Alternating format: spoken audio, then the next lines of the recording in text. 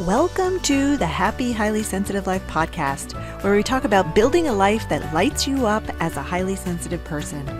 In this show, you'll feel like you're sitting down with a friend who's here to help you unlock your energy, find the work you're designed to do, express your true self, and follow your heart. It's time to shift the conversation about sensitivity. In this space, your feelings are always valid. A joyful life and work you love are meant for you, and the possibilities are endless.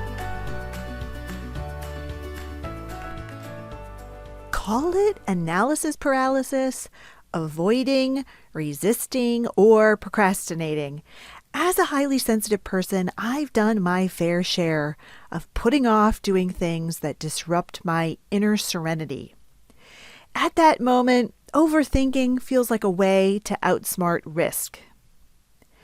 HSPs have what researchers call a pause and check response. We stop and observe a situation before diving in. It's part of our innate survival response. And since the trait of high sensitivity shows up in over 100 species, you can even see it when you spot a pack of deer wading into a pond for a cool drink. You may notice one or two deer holding back, taking their time wading in to make sure it's really safe to grab some water. Now, I have so many memories of getting stopped from taking action because of this part of the trait. On a diving board, I would stand forever peering into the deep end, waiting to feel ready to jump. And at the edge of the ocean, while my sisters went right in, trying to entice me to follow them, I lingered on my raft at the edge and then slowly made my way, watching the wave patterns, judging how big the waves were and where they were breaking, trying to wrap my brain around the idea that the water might actually be more calm just beyond that very large swell. And preparing to share the news with my neighbor that we needed to drop out of the neighborhood dinner club, I practiced that conversation and prepared to deliver the news for weeks. It was as if I was preparing to negotiate a hostage release. I was analyzing every angle and the best way to break the news with kindness, and also trying to give myself permission to speak the truth about how it just wasn't working for us to go anymore. My hesitating and holding back happened with so many things: having a hard conversation, initiating a breakup, setting a boundary, making an important phone call. It's easy to find yourself stuck in analysis paralysis, trying to think your way into feeling ready to take action. What if my trepidation was onto something and I was really about to walk into a bee's nest? I wondered. And then memories of bad experiences would remind me to proceed with caution. If you've ever rushed in quickly without thinking things through first, say you got called on in class or in a meeting and you weren't prepared to speak, you know how unpleasant it is to feel surprised and feel unglued, stumbling to find the words and going through all the physiological changes that come with it. Your mind going blank, the sound of blood rushing in your ears, blushing and burning cheeks and a pounding heart. And after you're through it all, the physical intensity you just went through makes you think, I never want to do that again. No way. So when it's time to try something new again, past experience and your spinning mind and the anxiety in your gut leads you to withdraw and apprehension, and that steals your ability to move forward. If you're listening to this episode, I'm guessing you can probably relate to these moments. And if you find that you're feeling bored or uninspired in your life, it may be that you're protecting yourself and holding back a little too much. So in this episode, I want to share one sign that you're in analysis paralysis and trying to think your way into feeling ready. I'll also talk about how to discover what's aligned for you to do, since taking aligned action naturally bolsters your desire to move forward. And finally, I will share one simple tool to help you take action when you're stepping out of your comfort zone. I have stayed stuck many, many times trying to think my way into feeling ready. I know how this can become a trap for HSPs. And I want you to have another way to proceed so that your life expands into the life you want to have rather than stagnating and contracting. So the next time you try to think your way into feeling ready, you'll know the rightness of acting and be able to. So how do you know if you're in analysis paralysis and trying to think your way into feeling ready? Well, you'll notice an increase in anxiety when you contemplate going and doing the thing. And then you feel relief when you let yourself back off from the idea. But even when you back off, this unfinished business will follow you around, pestering you, kind of like a 4-year-old. And the only thing that will get you back into alignment with yourself is to take any small action on the thing that you've been avoiding. I believe that what's meant for me to do reappears in thoughts and in signs that show up repeatedly in my life. I get a feeling or an intuition that I just can't shake. It's a thought that won't go away. I'm drawn to something over and over again. Over 10 years ago, I wanted to be a writer, and I started a blog. It was my first blog of about 6, and it was about dating. I think it was probably back in about 2008. And that led to a little column in my local newspaper that lasted only for about 6 months.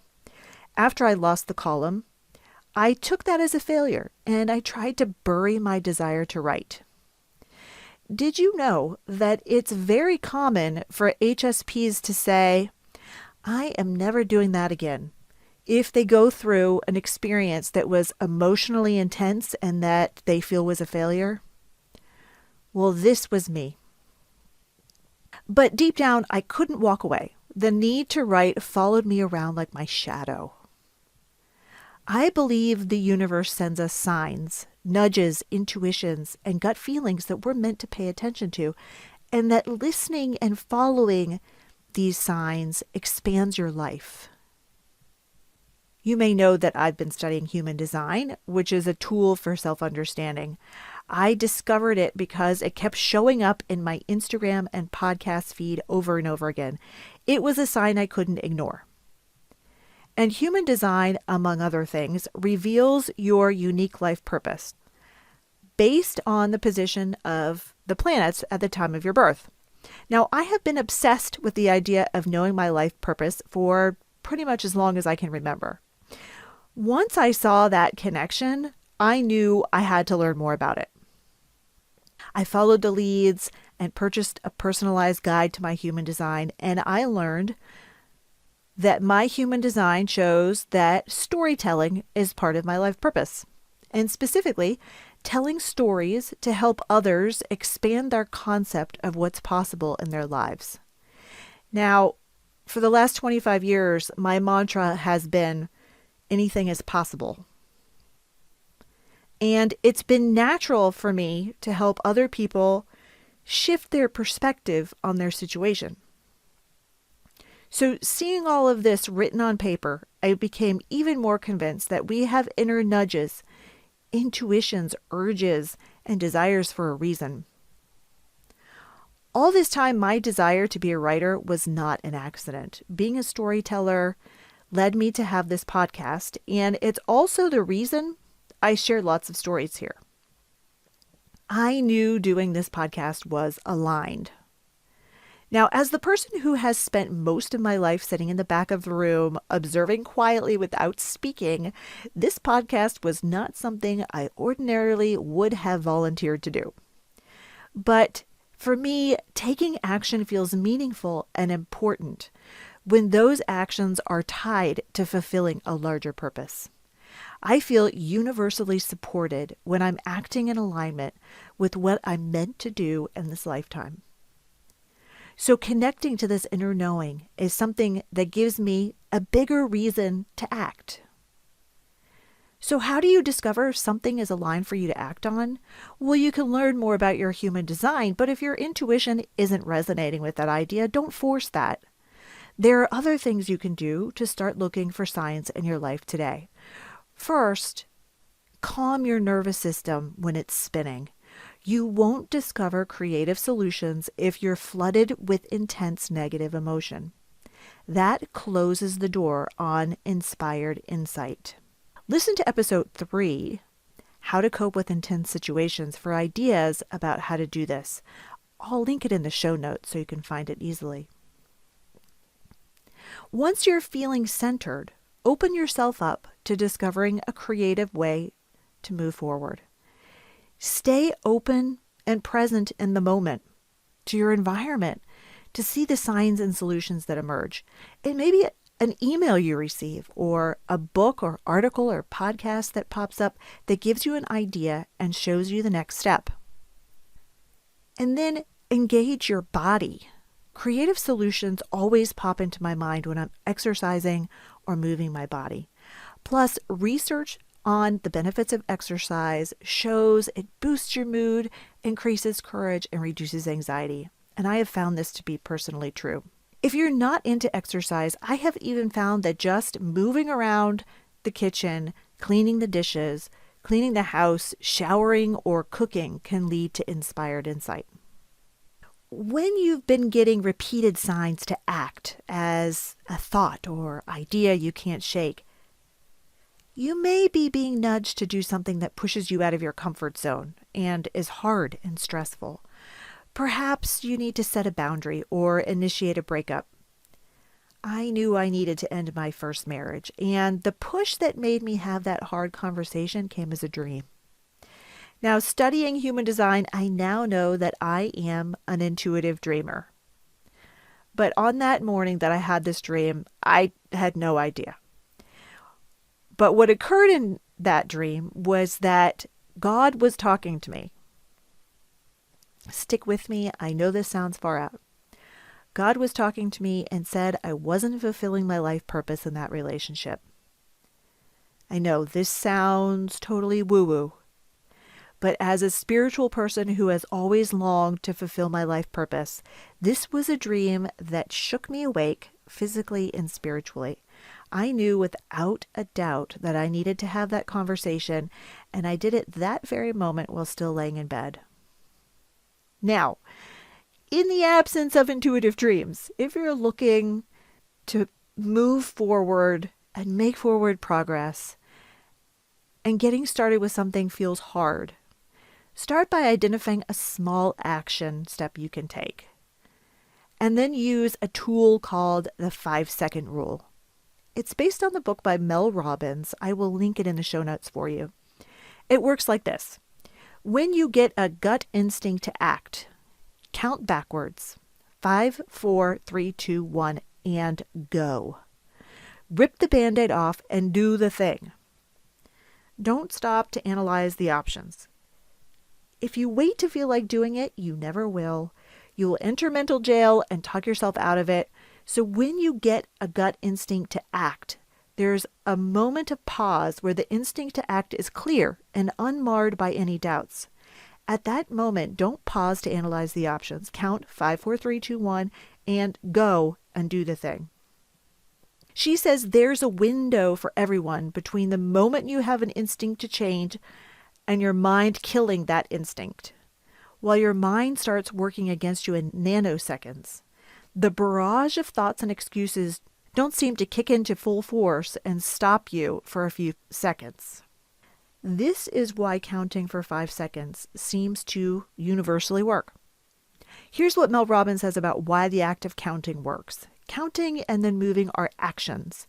Counting backwards does a few important things simultaneously, she writes. It distracts you from your worries. It focuses your attention on what you need to do. It prompts you to act, and it interrupts the habits of hesitating, overthinking, and holding yourself back. So it's important to count backwards, she says, since we have a built-in association with a countdown leading to a launch. And moving into action when you get to 1 is crucial. When you move, your physiology changes, and so does your mind. So counting becomes a starting ritual. You're beginning to take action, which revs up your prefrontal cortex, the problem-solving part of the brain that makes you feel more in control of your life. Robbins says you can use the rule to create new habits or change self-defeating habits. to change your thinking and focus on the positive, to be more intentional, and to do new things that are out of your comfort zone. When I first started writing Happy, Highly Sensitive Life 3 years ago, I credit the 5-second rule with getting me started and getting me going. As Mel Robbins says, the 5-second rule taps into activation energy, the energy of forward momentum. You probably have noticed that on mornings that you wake up and exercise first thing, you are more productive than on days that you don't. Well, that's because by getting up and taking decisive action of working out, you've tapped into activation energy. By taking action and counting, you engage the prefrontal cortex, the planning and problem-solving part of the brain that helps you find a way around obstacles. If you keep mindfully taking action, you'll feel more in control of your life, says Robbins. It sounds simple, but for an overthinker like me, it was the spark I needed. When I started writing Happy, Highly Sensitive Life, it was easy to think that the fear I felt after publishing a new post meant I needed to stop. But it was really just the sensation that came from walking down a new path and from opening up and sharing myself in a new and public way. Writing, I felt myself expand. I knew I'd always regret it if I didn't write. It was the thing I needed to do. I could feel it, even though the act of doing this new thing also felt vulnerable and a bit exposing. Once I took that first step, my forward momentum was easier to tap into. As a sensitive person who is a classic overthinker, analysis paralysis feels like an insurance policy, a way to outsmart risk. But the longer you stay immobilized, the harder it is to get moving, and the 5-second rule is a way to break that pattern. And after you've taken action, if you're feeling vulnerable or exposed, or you can't stop thinking about what happened, I know how this is. You've stepped out of your comfort zone, and worries about what you said and did, and feelings of vulnerability wake you up in the middle of the night. I use the strategies from episode 3, How to Cope with Intense Situations, to cope with the feelings that come up. I like to walk the stress out of my nervous system and then journal. Journaling and writing activates your prefrontal cortex, engaging your brain and creative problem solving, calming your nervous system. Your stress response is quieted when your brain is engaged in creative problem solving.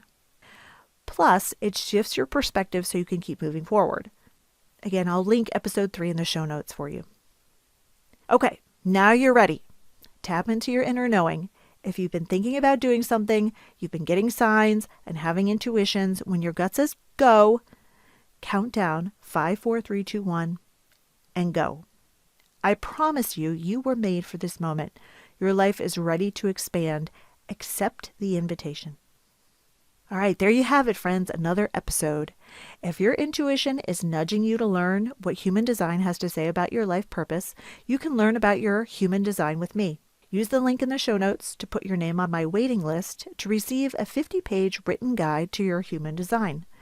Among other things, learn about your life purpose and also how to tune into your unique inner voice using what human design calls your inner authority. It's your voice of your intuition, your gut, your inner knowing. If you have a question for me about something you heard on this podcast or want to suggest a topic for a future episode, email me at questions@happyhighlysensitivelife.com.